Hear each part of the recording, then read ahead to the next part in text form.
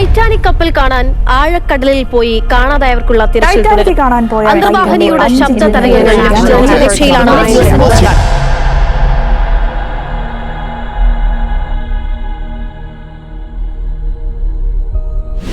Atlantic ഓഷനിൽ 111 വർഷങ്ങൾക്ക് മുമ്പ് മുങ്ങിയ ടൈറ്റാനിക് കപ്പലിന്റെ അവശിഷ്ടങ്ങൾ കാണാനായി പോയ ടൈറ്റൻ സബ്മറൈനായുള്ള തിരച്ചിലുകൾ തുടരുകയാണ്.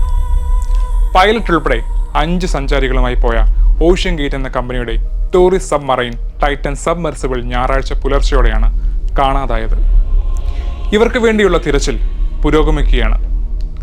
ഓഷ്യന്റെ ഉപരിതലത്തിൽ നിന്ന് 12,500 അടി താഴെ മുങ്ങിക്കിടക്കുന്ന ടൈറ്റാനിക് കപ്പലിന്റെ അവശിഷ്ടങ്ങൾ ഏറ്റവും അടുത്ത് നേരിട്ട് കാണുവാനുള്ള യാത്രയാണ് ടൈറ്റൻ സബ്മെർസിബിൾ വാഗ്ദാനം ചെയ്യുന്നത്.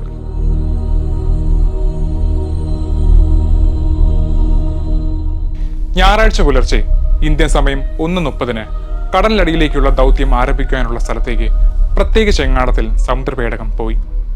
തുടർന്ന് ഉച്ചയ്ക്ക് 1:30 കടലിനടിയിലേക്കുള്ള യാത്ര ആരംഭിക്കുന്നു.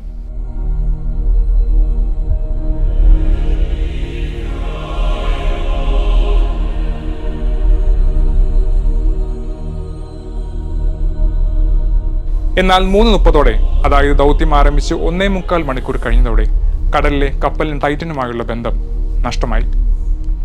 പ്രാഥമിക അന്വേഷണങ്ങൾക്കും തിരച്ചിലുകൾക്കും ശേഷം ടൈറ്റൻ കാണാതായതായി പ്രഖ്യാപിക്കപ്പെടുകയായിരുന്നു. കാനഡയിലെ ന്യൂ ഫൗണ്ട് ലാൻഡിൽ നിന്ന് 700 കിലോമീറ്റർ അകലെയാണിത് കാണാതായിരിക്കുന്നത്.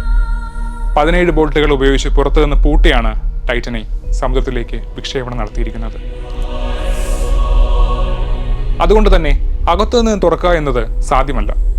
6.7 മീറ്റർ നീളവും 10,432 കിലോഗ്രാം ഭാരവുമുള്ള ഓഷ്യൻ ഗേറ്റ് ടൈറ്റൻ സബ്മെർസിബിൾ ആഴക്കടൽ പര്യവേക്ഷണത്തിന് പ്രത്യേകമായി നിർമ്മിച്ചതാണ്. കാർബൺ ഫൈബർ, ടൈറ്റാനിയം എന്നിവ ഇതിന്റെ നിർമ്മാണത്തിനായി ഉപയോഗിച്ചിരിക്കുന്നത്.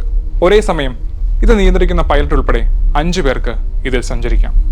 മണിക്കൂറിൽ പരമാവധി 5.5 കിലോമീറ്റർ വേഗതയാണ് ഈ ഒരു പേടകത്തിന് ഉള്ളത്. ഓഷ്യനിൽ 4000 മീറ്റർ താഴ്ചയിൽ, അതായത് 13,123 അടി താഴ്ചയിൽ സഞ്ചരിക്കുവാൻ ഇതിന് സാധിക്കും. അതേസമയം ഓഷ്യനിൽ 3800 മീറ്റർ താഴ്ചയിലാണ് ടൈറ്റാനിക് കപ്പലിന്റെ അവശിഷ്ടങ്ങൾ കിടക്കുന്നത്. സുഗമമായ യാത്രയ്ക്കായി നിരവധി സംവിധാനങ്ങളാണ് ഇതിൽ ഒരുക്കിയിരിക്കുന്നത്. എന്താണ് പേടകത്തിനുള്ളിൽ നടക്കുന്നതെന്നറിയാൻ റിയൽ ടൈം ട്രാക്കിംഗ് സംവിധാനം ഇതിനുള്ളിലുണ്ട്. പുറത്തെ കാഴ്ചകൾ കാണാനുള്ള പ്രത്യേക വിൻഡോയും ഇതിനുള്ളിലുണ്ട്. സോണാർ സാങ്കേതിക വിദ്യ ഉപയോഗിച്ചാണ് വെള്ളത്തിനടിയിലെ കാഴ്ചകൾ കാണുവാൻ സാധിക്കുക.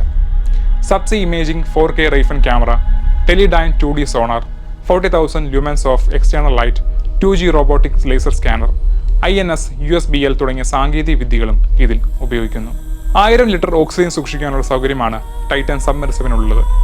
5 ക്രൂവിന് 96 മണിക്കൂർ നേരമാണ് ഏറ്റവും പരമാവധി ഇതിൽ ചെലവഴിക്കാൻ സാധിക്കുന്ന സമയം. $250,000 അഥവാ 2 കോടി രൂപയാണ് ടൈറ്റാനിക് കപ്പലിന്റെ അവശിഷ്ടങ്ങൾ കാണുവാനുള്ള ഈ ഒരു യാത്രയ്ക്കായി മുടക്കേണ്ട തുക. എന്തായാലും തിരച്ചിൽ തുടർന്നുകൊണ്ടിരിക്കുകയാണ്. എന്ത് സംഭവിക്കുമെന്ന് നമുക്ക് പ്രാർത്ഥനയോടെ കാത്തിരിക്കാം.